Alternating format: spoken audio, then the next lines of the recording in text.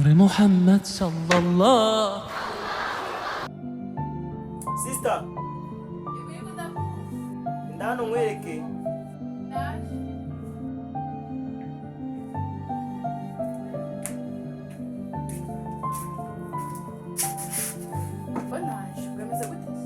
Za nkweto zanjye wamboneye ko nshaka kuzihanagura. Ariko se muri ziri munsi y'igitanda cyawe? Ariko uzi yuko bishoboka. Kanzema rero. Ariko se kugiye kuzihanagura urashaka kujya? Ejo ntabwo wibuka ko ari umunsi w'isoko. None se urashaka kuzajya kuzigurisha? Oui, allô? Ah, Kenny, amakuru? Tu vas bien? Meze neza ntaribi ndaho.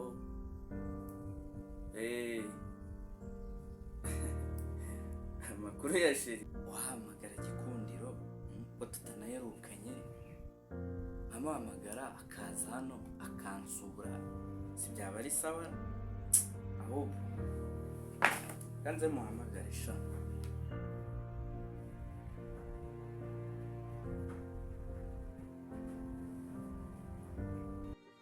None se wazatwe? Ninde muhamagara?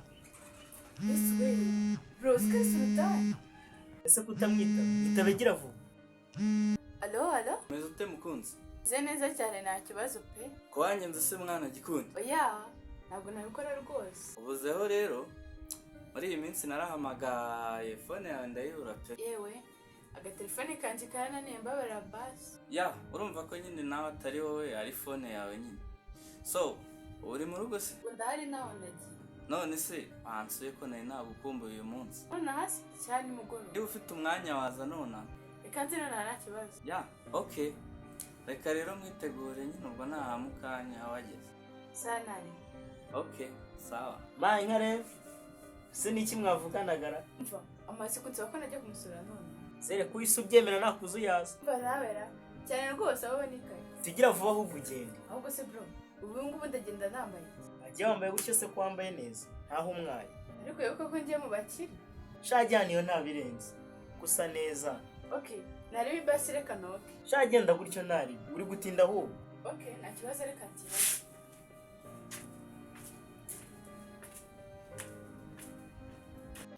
Izanesha umutwe nta kintu nakora ngo kubyibura mumurekere.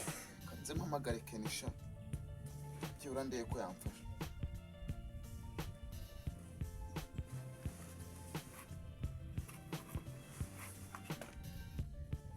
Allo. Uraushaka ni? Amakuru se yawe sha wa gihungu. Hako kutambwiye ibya Sultan. Mwaraganiriye. Uyanze kuva kwizima. Nta kundi nyine. Rero reka nkubwize ukuri. Ndashaka kuguha akazi.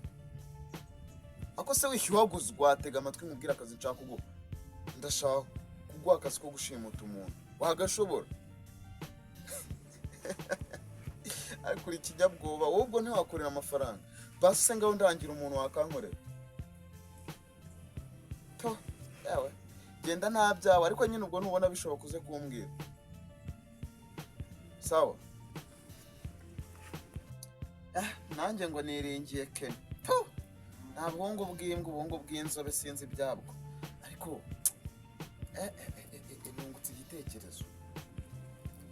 Buriya rwotsa ntiyabasha kumbonera umuntu wabasha gushimuta. Kiriya gikorwa cyo kwaga kwanda ntagishimutishije byambabaza.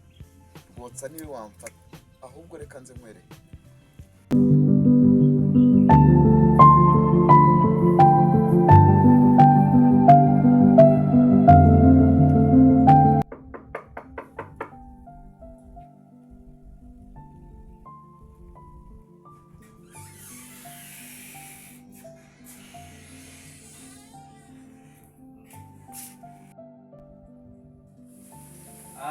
Baby, karibu. Bravo. Yego.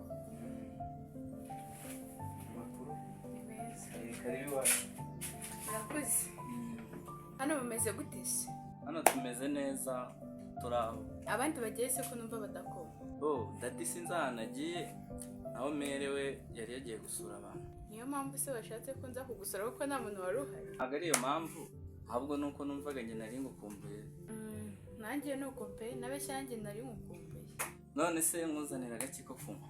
Icyo ari cyo cyose kuba kidasembuye. Nkuzanira agafanta se cyangwa nkuzanire ji? Nari binzanira akaji. Okay, amakuzanira.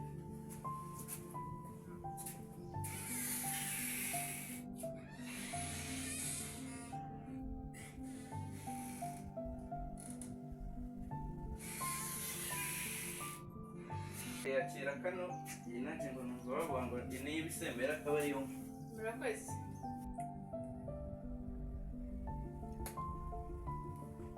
Karagera ku nyota pe kameze neza. Kararyoshye se cyangwa nukumara inyota gusa nta buryohe bwibereye? Kararyoshye cyane. Aho ni sawa rero. Ariko ari heza pe. Urakoze gushima ino nzu y'iwacu. Ego ubu rero wanjye wazigiye pe. Byari byiza nuko ababyeyi banjye banyobeye ariko nzakwizirikaho pe. Ariko si ubusheri ntabwo nzaguteranya na papa na mama wawe. Njye nzagukunda nibashaka bazamvunumire ku gahera.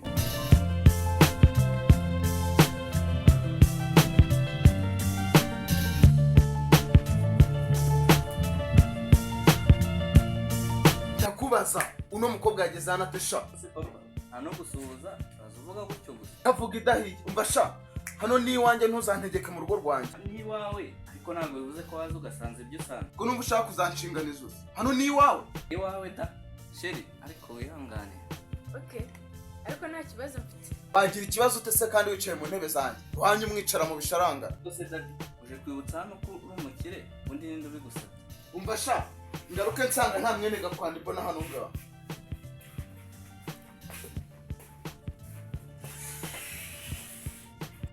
Sheri wihangane pe papa ni kuri yabayeho nta kundi nyine twabigenza. Ariko si ubusheri ubura nta kubereye umuzigo kuri wowe koko.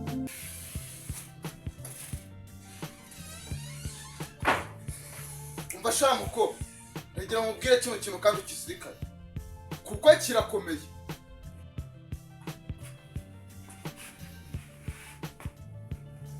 Dose dadi ibyo wari ubwiye sheri mu kanya byari bihagije koko ni ngombwa ngo uze wongereho ibindi.